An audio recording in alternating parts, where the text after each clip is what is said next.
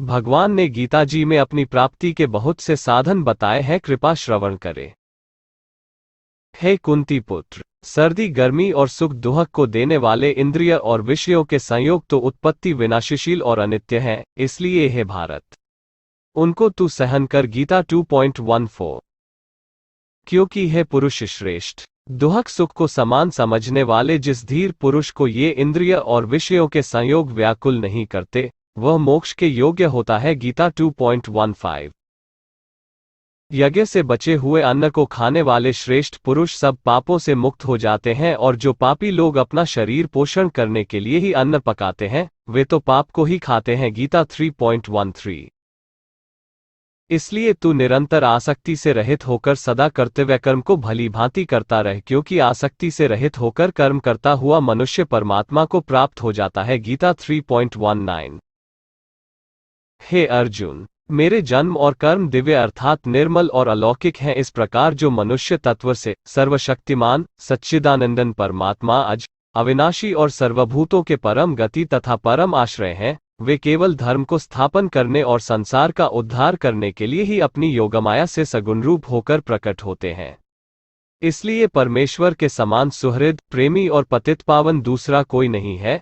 ऐसा समझकर जो पुरुष परमेश्वर का अनन्य प्रेम से निरंतर चिंतन करता हुआ आसक्ति रहित संसार में बरतता है, वही उनको तत्व से जानता है, जान लेता है। वह शरीर को त्याग कर फिर जन्म को प्राप्त नहीं होता, किंतु मुझे ही प्राप्त होता है। गीता 4.9। जिस यज्ञ में अर्पण अर्थात श्रुवा आदि भी ब्रह्म है और हवन किए जाने योग्य द्रव्य भी ब्रह्म है तथा ब्रह्मरूप कर्ता द्वारा ब्रह्मरूप अग्नि में आहुति देना रूप क्रिया भी ब्रह्म है, उस ब्रह्म कर्म में स्थित रहने वाले योगी द्वारा प्राप्त किए जाने योग्य फल भी ब्रह्म ही है। गीता 4.24। हे कुरुश्रेष्ठ अर्जुन, यज्ञ से बचे हुए अमृत का अनुभव करने वाले योगीजन सनातन परब्रह्म परमात्मा को प्राप्त होते हैं, और यज्ञ न करने वाले पुरुष के लिए तो यह मनुष्यलोक भी सुखदायक नहीं है, फिर परलोक कैसे सुखदायक हो सकता है। गीता 4.31। यदि तू अन्य सब पापियों से भी अधिक पाप करने वाला है, तो भी तू ज्ञान रूप नौक द्वारा निःसंदेह संपूर्ण पाप समुद्र से भली भांति तर जाएगा। गीता 4.36। हे अर्जुन, जो पुरुष न किसी से द्वेष करता है और न किसी की आकांक्षा करता है, वह कर्मयोगी सदा सन्यासी ही समझने योग्य है, क्योंकि राग द्वेषादि द्वंद्वों से रहित पुरुष सुखपूर्वक संसार बंधन से मुक्त हो जाता है। गीता 5.3। परंतु हे अर्जुन, कर्मयोग के बिना संन्यास अर्थात मन, इंद्रिय और शरीर द्वारा होने वाले संपूर्ण कर्मों में कर्तापन का त्याग प्राप्त होना कठिन है, और भगवत स्वरूप को मनन करने वाला कर्मयोगी परब्रह्म परमात्मा को शीघ्र ही प्राप्त हो जाता है। गीता 5.6। जब मन, बुद्धि, श्रद्धा तथा शरण सब कुछ भगवान में स्थिर हो जाते हैं, तभी वह पूर्ण ज्ञान द्वारा समस्त कल्मिष से शुद्ध होता है और मुक्ति के पथ पर अग्रसर होता है। गीता 5.17। जो पुरुष प्रिय को प्राप्त होकर हर्षित नहीं हो और अप्रिय को प्राप्त होकर उद्विग्न न हो, वह स्थिर बुद्धि, संशय रहित ब्रह्मवेता पुरुष सच्चिदानंद घन परब्रह्म परमात्मा में एक ही भाव से नित्य स्थित है। गीता 5.20। जो लोग संशय से उत्पन्न होने वाले द्वैत से परे हैं, जिनके मन आत्म साक्षात्कार में रत हैं, जो समस्त जीवों के कल्याण कार्य करने में सदैव व्यस्त रहते हैं और जो समस्त पापों से रहित हैं, वे ब्रह्मनिर्वाण मुक्ति को प्राप्त होते हैं। गीता 5.25। जिसका अंतःकरण ज्ञान विज्ञान से तृप्त है, जिसकी स्थिति विकार रहित है, जिसकी इंद्रियां भली भांति जीती हुई हैं और जिसके लिए मिट्टी, पत्थर और सुवर्ण समान है, वह योगी युक्त अर्थात भगवत प्राप्त है, ऐसे कहा जाता है। गीता 6.8।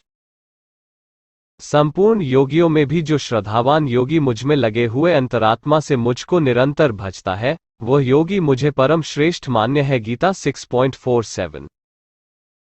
जो पुरुष अंतकाल में भी मुझको ही स्मरण करता हुआ शरीर को त्याग कर जाता है, वह मेरे साक्षात स्वरूप को प्राप्त होता है, इसमें कुछ भी संशय नहीं है। गीता 8.5। इसलिए हे अर्जुन, तू सब समय में निरंतर मेरा स्मरण कर और युद्ध भी कर। इस प्रकार मुझमें अर्पण किए हुए मन बुद्धि से युक्त होकर तू निःसंदेह मुझको ही प्राप्त होगा। गीता 8.7।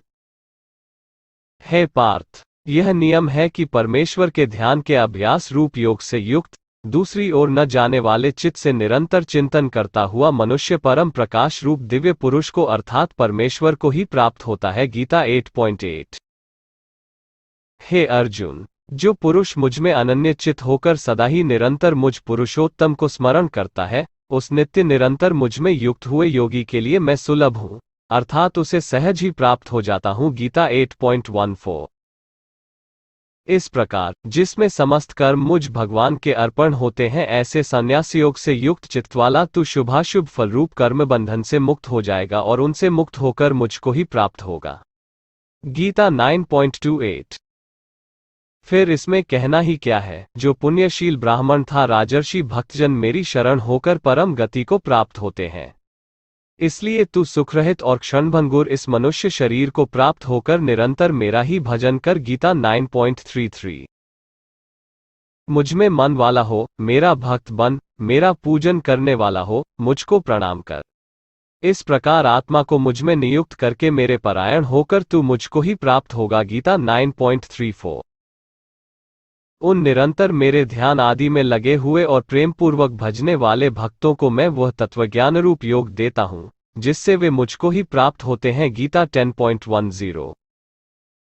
हे अर्जुन, जो पुरुष केवल मेरे ही लिए संपूर्ण कर्तव्य कर्मों को करने वाला है, मेरे परायण है, मेरा भक्त है, आसक्ति रहित है और संपूर्ण भूत प्राणियों में वैरभाव से रहित है, सर्वत्र भगवत बुद्धि हो जाने से उस पुरुष का अति अपराध करने वाले में भी वैरभाव नहीं होता है। फिर औरों में तो कहना ही क्या है, वह अनन्य भक्ति युक्त पुरुष मुझको ही प्राप्त होता है। गीता 11.55। परंतु जो पुरुष इंद्रियों के समुदाय को भली प्रकार वश में करके मन बुद्धि से परे, सर्वव्यापी, अकथनीय स्वरूप और सदा एकरस रहने वाले, नित्य, अचल, निराकार, अविनाशी, सच्चिदानंदघन ब्रह्म को निरंतर एक ही भाव से ध्यान करते हुए भजते हैं, वे संपूर्ण भूतों के हित में रत और सब में समान भाव वाले योगी मुझको ही प्राप्त होते हैं। गीता 12.3.4। यदि तू उपर्युक्त अभ्यास में भी असमर्थ है, तो केवल मेरे लिए कर्म करने के ही परायण, स्वार्थ को त्याग कर तथा परमेश्वर को ही परम आश्रय और परम गति समझकर निष्काम प्रेम भाव से सती शिरोमणि पतिव्रता स्त्री की भांति मन, वाणी और शरीर द्वारा परमेश्वर के ही लिए यज्ञ, दान और तपादि संपूर्ण कर्तव्य कर्मों के करने का नाम भगवदर्थ कर्म करने के परायण होना है, हो जा। इस प्रकार मेरे निमित्त कर्मों को करता हुआ भी मेरी प्राप्ति रूप सिद्धि को ही प्राप्त होगा। गीता 12.10। इस प्रकार पुरुष को और गुणों के सहित प्रकृति को जो मनुष्य तत्व से जानता है, दृश्य मात्र संपूर्ण जगत माया का कार्य होने से क्षणभंगुर, नाशवान, जड़ और अनित्य है तथा जीवात्मा नित्य, चेतन, निर्विकार और अविनाशी एवं शुद्ध बोध स्वरूप सच्चिदानंदघन परमात्मा का ही सनातन अंश है। इस प्रकार समझकर संपूर्ण मायिक पदार्थों के संग का सर्वथा त्याग करके परम पुरुष परमात्मा में ही एक ही भाव से नित्य स्थित रहने का नाम उनको तत्व से जानना है। वो सब प्रकार से कर्तव्य कर्म करता हुआ भी फिर नहीं जन्मता। गीता 13.23। परंतु इनसे दूसरे अर्थात जो मंदबुद्धि वाले पुरुष हैं, वे इस प्रकार न जानते हुए दूसरों से अर्थात तत्व के जानने वाले पुरुषों से सुनकर ही तदनुसार उपासना करते हैं और वे श्रवणप्रायण पुरुष भी मृत्यु रूप संसार सागर को निःसंदेह तर जाते हैं। गीता 13.25। जिस क्षण यह पुरुष भूतों के पृथक पृथक भाव को एक परमात्मा में ही स्थित तथा उस परमात्मा से ही संपूर्ण भूतों का विस्तार देखता है, उसी क्षण वह सच्चिदानंदघन ब्रह्म को प्राप्त हो जाता है। गीता 13.30। और जो पुरुष अव्यभिचारी भक्ति योग केवल एक सर्वशक्तिमान परमेश्वर वासुदेव भगवान को ही अपना स्वामी मानता हुआ, स्वार्थ और अभिमान को त्याग कर श्रद्धा और भाव सहित परम प्रेम से निरंतर चिंतन करने को अव्यभिचारी भक्ति योग कहते हैं, द्वारा मुझको निरंतर भजता है, वह भी इन तीनों गुणों को भली भांति लांघ कर सच्चिदानंदघन ब्रह्म को प्राप्त होने के लिए योग्य बन जाता है। गीता 14.26। हे अर्जुन, इन तीनों नरक के द्वारों से मुक्त पुरुष अपने कल्याण का आचरण करता है। अपने उद्धार के लिए भगवदाज्ञानुसार बरतना ही अपने कल्याण का आचरण करना है, इससे वह परमगति को जाता है अर्थात मुझको प्राप्त हो जाता है। गीता 16.22।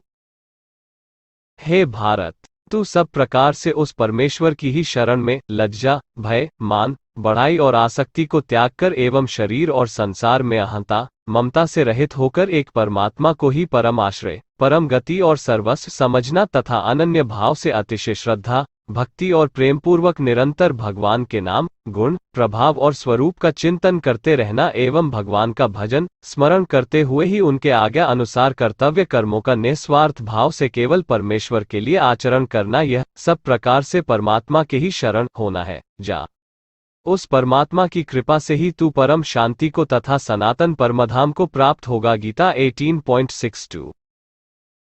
हे अर्जुन, तू मुझमें मनवाला हो, मेरा भक्त बन, मेरा पूजन करने वाला हो और मुझको प्रणाम कर। ऐसा करने से तू मुझे ही प्राप्त होगा, यह मैं तुझसे सत्य प्रतिज्ञा करता हूं, क्योंकि तू मेरा अत्यंत प्रिय है। गीता 18.65। समस्त प्रकार के धर्मों का परित्याग करो और मेरी शरण में आओ, मैं समस्त पापों से तुम्हारा उद्धार कर दूंगा, डरो मत। गीता 18.66। जो पुरुष मुझमें परम प्रेम करके इस परम रहस्ययुक्त गीता शास्त्र को मेरे भक्तों में कहेगा, वह मुझको ही प्राप्त होगा, इसमें कोई संदेह नहीं है। गीता 18.68।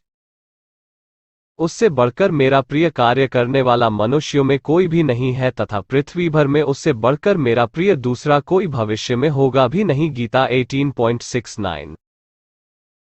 जो मनुष्य श्रद्धायुक्त और दोष दृष्टि से रहित होकर इस गीता शास्त्र का श्रवण भी करेगा, वह भी पापों से मुक्त होकर उत्तम कर्म करने वालों के श्रेष्ठ लोकों को प्राप्त होगा। गीता 18.71।